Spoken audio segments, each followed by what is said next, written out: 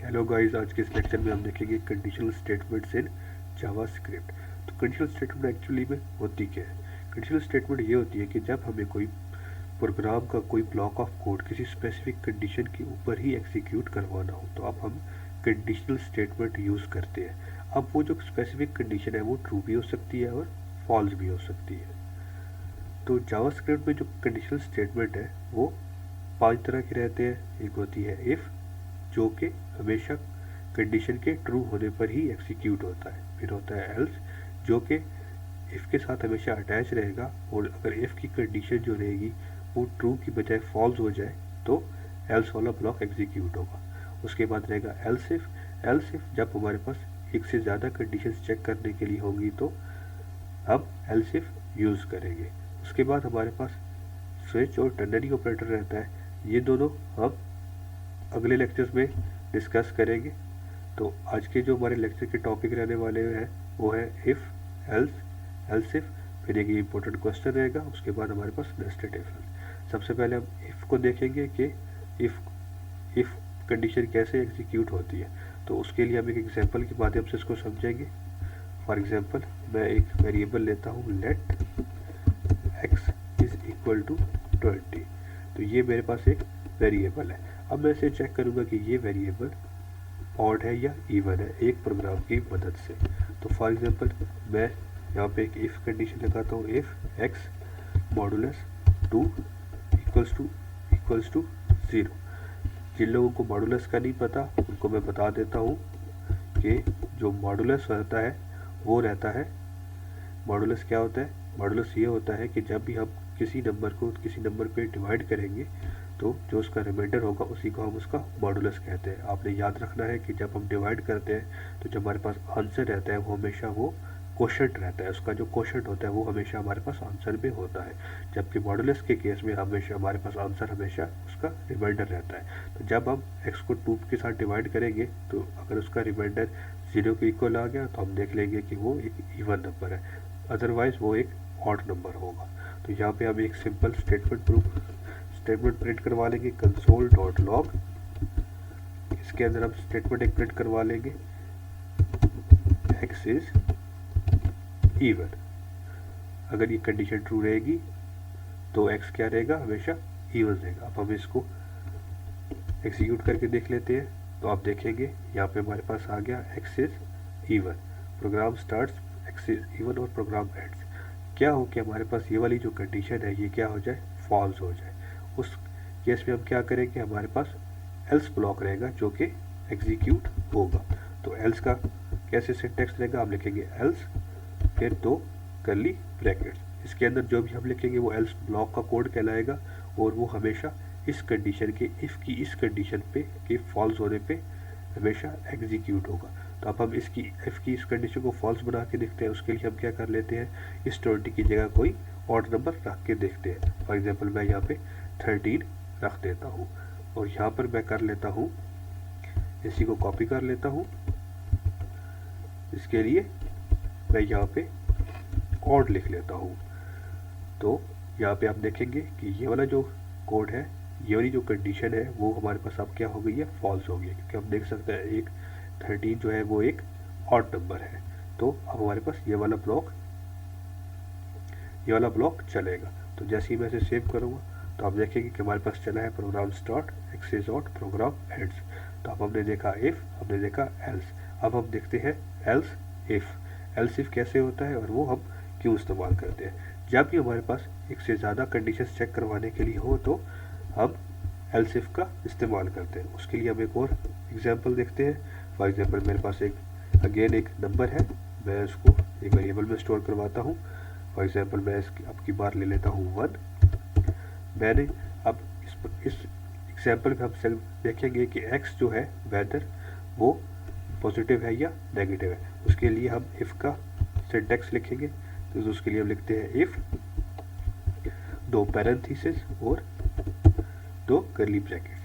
Parenthesis के अंदर हम हमेशा इफ़ की कंडीशन लिखते हैं जो कि हमें चेक करनी होती है। तो इसमें हम चेक सिंपली कर लेते हैं, क्या एक्स ग्रेटर देन 0 है? एक्स अगर ग्रेटर देन 0 रहा तो हमारे पास जो नंबर होगा वो हमेशा पॉजिटिव रहेगा। तो उसके लिए मैं लिख लेता हूँ x इज पॉजिटिव। अगर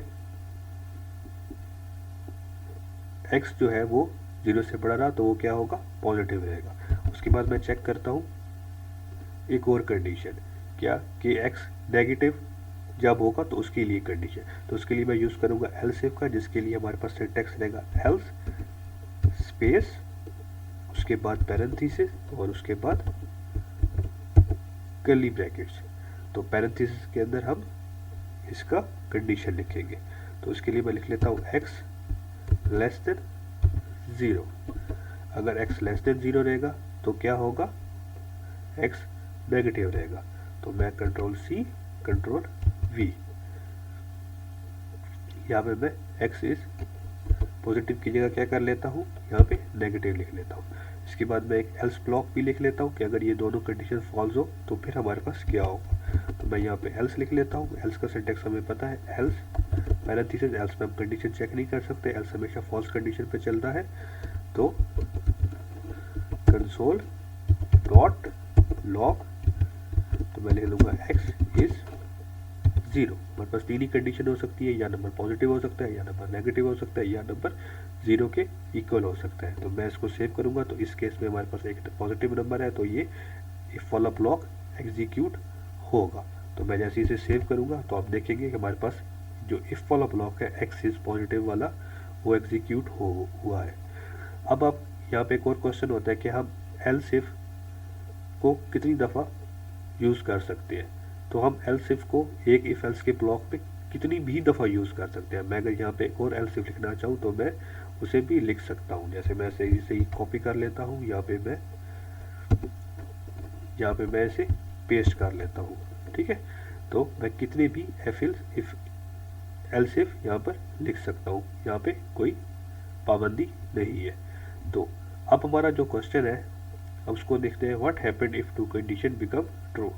क्या हो कि हमारे पास दो कंडीशंस ट्रू हो जाए। फॉर एग्जांपल हमारे पास ये वाली इफ की कंडीशन ट्रू हो जाए, ये वाली भी इफ की, ये वाली एल्स इफ की कंडीशन भी ट्रू हो जाए, तो फिर कौन सा कोड एग्जीक्यूट होगा।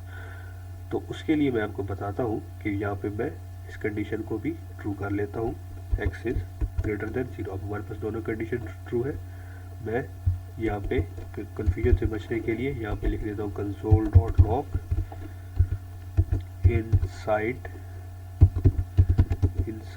इफ, और नीचे वाले में लिख लेता हूँ console dot log inside else if. अब आप देखेंगे कि ये वाली कंडीशन भी ट्रू है, ये वाली कंडीशन भी ट्रू है। तो कौन सा कोड एग्जीक्यूट होना चाहिए, ये वाला या दोनों। तो यहाँ पे आप देखेंगे कि जो भी कोड पहले होगा वो एग्जीक्यूट हो जाएगा, उसके बाद सीधा कंपाइलर इस 51 लाइन के ऊपर जंप कर जाएगा, वो इस सारे ब्लॉक को इग्नोर कर देगा। अभी मैं आपको सेव करके दिखाता हूँ। तो आप देखेंगे प्रोग्राम स्टार्ट इनसाइड इफ, ये वाली लाइन एग्जीक्यूट हुई 40 वाली, उसके बाद 41 वाली, x is positive, program ends. हालांकि हमारे पास ये कंडीशन ट्रू थी। अगर ये वाली कंडीशन तभी चलेगी जब ये वाली कंडीशन फॉल्स हो जाएगी। अब मैं इसको x इज लेस देन 0 कर लेता हूँ, तो आप देख सकते हैं कि ये कंडीशन फॉल्स हो गई है, ठीक है। तो अब के हमारे कोड में सिर्फ ये वाली कंडीशन जो है वो ही ट्रू है। तो मैं जैसे ही इसे सेव करता हूँ तो आप देखेंगे कि हमारे पास इनसाइड एल्स इफ वाला ब्लॉक चला है। तो इस क्वेश्चन का भी हमने आंसर कर दिया। उसके बाद हमारे पास आखिरी जो हमारा इस वीडियो का पॉइंट होने वाला है वो है नेस्टेड इफ एल्स।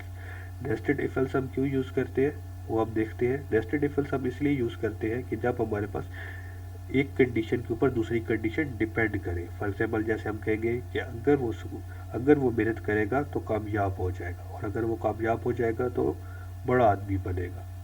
तो यहाँ पे आप देख रहे हैं कि एक कंडीशन दूसरे पे डिपेंड कर रही है, और जो उसका रिजल्ट है बड़ा आदमी बनना, वो कि पहली कंडीशन पे भी और दूसरी कंडीशन, दोनों कंडीशन के ऊपर डिपेंड कर रहा है। तो ये नेस्टेड इफ एल्स के केस में क्या होता है, हमारे पास जो कोड एग्जीक्यूट होता है वो दोनों कंडीशन के ऊपर डिपेंड करता है।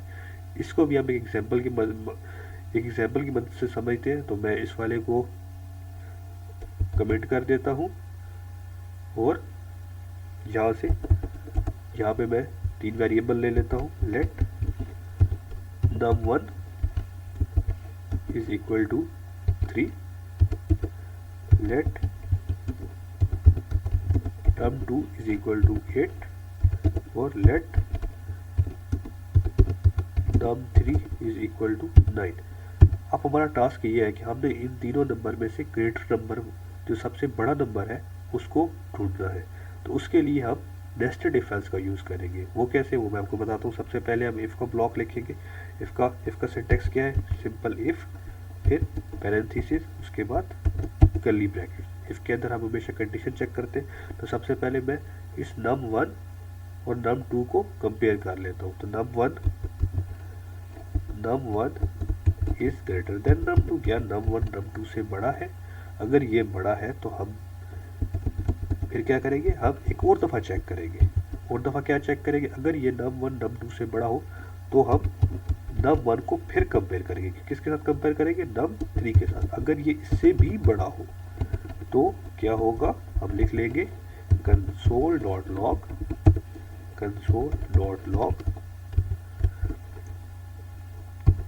num1 is largest. ठीक है, अगर ये ना हो, अगर num1 num3 से बड़ा ना हो तो हम सिंपली लिख लेंगे num3 इज लार्जेस्ट। तो num3 इज लार्जेस्ट यहाँ पे लिख लिया। उसके बाद इफ है, इफ के बाद मैं इसके साथ एल्स वाला ब्लॉक दिखाता हूँ। एल्स वाला ब्लॉक कैसे लगाऊंगा, अब हम देखेंगे num1 num2 num3। अब हम num1 और num2 को तो मैंने कंपेयर करके देख लिया।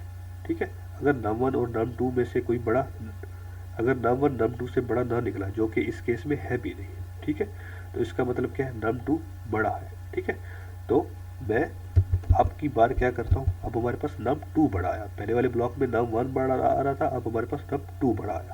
तो num2 को हम कंपेयर कर लूंगा num3 के साथ। तो num3 के साथ कंपेयर कर लूंगा। ठीक है, अगर num2 num3 से बड़ा आया तो सिंपल हो जाएगा, सिंपल हमें पता चल जाएगा कि num2 ही बड़ा नंबर है। और अगर वो ना आया तो फिर num3 बड़ा होगा। तो सिंपल यहाँ पर मैं लिख लेता हूँ num2 और उसके बाद मैं इसी एल्स वाले ब्लॉक को कॉपी कर लूँगा क्योंकि ये सेम रहेगा। तो कंट्रोल सी कंट्रोल वी। तो जैसे ही मैं इसे सेव करूँगा तो आप देखेंगे कि जहाँ पे num3 नंबर बड़ा है तो ये वाला जो ब्लॉक है, ये वाला कोड एग्जीक्यूट हो जाएगा। यहाँ पे क्या होगा, सबसे पहले वो कंपेयर करेगा num1 और num2 को, तो देखेगा तो ये तो कंडीशन ही फॉल्स हो गई, तो इस वाले पूरे कोड को स्किप कर देगा, वो इस कोड को एग्जीक्यूट ही नहीं करेगा। तो वो सीधा आ जाएगा एल्स वाले ब्लॉक में। यहाँ पे वो चेक करेगा क्या num2 num3 पे बड़ा है, तो यहाँ पर भी इसको कंडीशन ट्रू नहीं मिली, तो वो सीधा इस वाले पे चला जाएगा और ये वाली लाइन एग्जीक्यूट कर देगा। तो मैं इसको जैसे ही सिंपली सेव करूँगा तो आप देखेंगे num3 इज लार्जेस्ट, जो कि यहाँ पे हमारे केस में ट्रू भी था। तो आज के इस लेक्चर में इतना ही, मिलते हैं नेक्स्ट लेक्चर में, तब तक के लिए अल्लाह हाफिज़।